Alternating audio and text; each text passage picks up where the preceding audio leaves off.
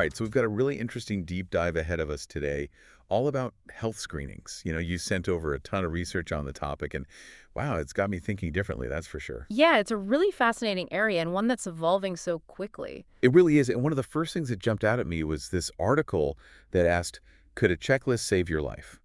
Interesting question, right? Yeah, because I don't know about you, but when I hear checklist, I'm thinking like, did I pack my toothbrush? Not like life or death kind of stuff. Mhm. But the article makes a really interesting point about how we use checklists in other areas of life where the stakes are high. Oh, absolutely. Like, think about pilots before takeoff or surgeons before an operation. They have these incredibly detailed checklists they go through to make sure everything's accounted for. Exactly. And it got me wondering, should we be approaching our health with that same level of rigor? Right, because right now, most people just rely on their annual physical. Yeah. And, well, one of the sources you sent argues that this annual checkup might not actually be enough. Yeah, I was really struck by that too, that just going through the motions of a standard checkup might leave some gaps in our care. Right. And one of the things they highlight is that the healthcare system, as great as it isn't really designed to prioritize your maximum lifespan. It's more about population level care, making sure everyone gets a certain baseline level of care. So it's not that doctors aren't amazing, it's that the system itself has different priorities. Exactly. Like, let's say a new screening test comes out, and it's really good at catching a serious condition early on, but it also has a higher chance of false positives, meaning it might flag some people who don't actually have the condition. Oh, okay, I see where you're going with this. Right. So for you as an individual, you might be totally fine with that trade-off. You might think, hey, I'd rather be safe than sorry, even if it means a few extra tests. Totally. I'd rather have that peace of mind, for sure. Exactly. But the healthcare system has to consider the bigger picture, the cost and resources involved in all those extra tests. So it's like two different perspectives clashing in a way. Exactly. And that's just one example of the limitations of relying solely on the system. So what are some of the other shortcomings the source points out? Well, another big one is just human nature, right? How do you mean? Well, even if we know rationally what we should be doing, our emotions can get in the way. Oh, I know exactly what you mean. Like, I'll put off going to the dentist even though I know I should go. Exactly. The source actually calls this emotions and blind spots. We avoid what scares us, or we downplay certain risks while overemphasizing others.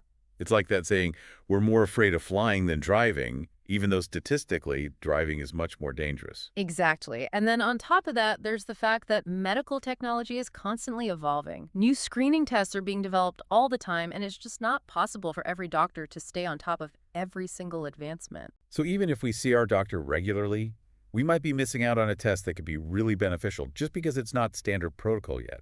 It's definitely possible, and the source gives a really interesting example to illustrate this point. They talk about this new type of multi-cancer blood test that's showing a lot of promise. Oh yeah, I read about those. They're supposed to be able to detect cancer really early on, right? Exactly. They look for specific biomarkers in your blood that can indicate the presence of cancer, often before you even have any symptoms. Which is incredible because Yeah. we know early detection is key when it comes to successful treatment. Absolutely. But here's the thing. These tests are still relatively new. So they might not be on your doctor's radar yet, or they might not be covered by insurance. So it's easy to see how someone could miss out on these potentially life-saving tests if they're just relying on their usual checkups. Exactly. And that's where this whole idea of personalized health checklist comes in. Yeah, that really resonated with me too, this idea of taking a more proactive approach to our health. It's so empowering, right? Instead of just passively waiting for our annual appointment, we can be actively engaged in our own well-being. Exactly. And what I found really helpful was that the source actually offers a concrete tool to help people do this. Oh, you mean their mobile app? Yes. Have you had a chance to check it out? I have. It's pretty slick. It's super user-friendly. You just answer a few questions about yourself, your age, gender, family history, that sort of thing.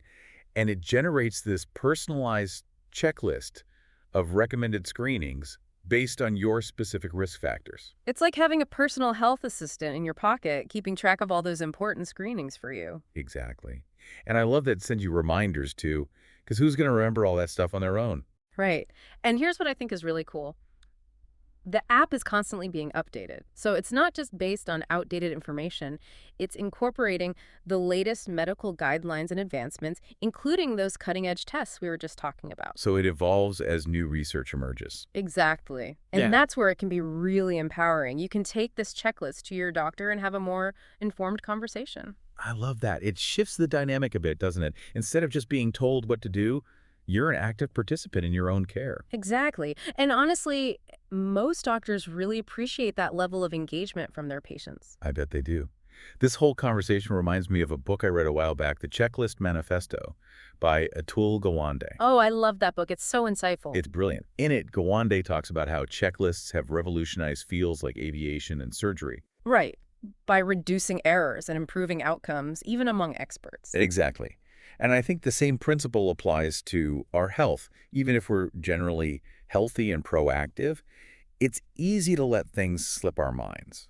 It's like having this handy tool that says, hey, even if you forget everything else, make sure you do this. Exactly. Which brings us back to that initial question, can a checklist actually save your life? Huh. And honestly, based on everything we've talked about today, I'm starting to think the answer might be yes. I think so too. And it's not about becoming hyper-focused on health or anything. It's about being empowered, taking control, and advocating for ourselves. Absolutely. So to wrap things up for our listeners, what's the one thing you hope they take away from this deep dive? I think the biggest takeaway is that knowledge is power when it comes to your health. Don't be afraid to ask questions, do your research, and explore all the options available to you. I love that. And, for anyone listening who's feeling inspired to take charge of their health, definitely check out the mobile app we discussed today. It's a really fantastic tool, and it's free. And on that note, that's a wrap on this deep dive into the world of personalized health screenings. We hope you learned something new and feel empowered to prioritize your health. Until next time, stay curious.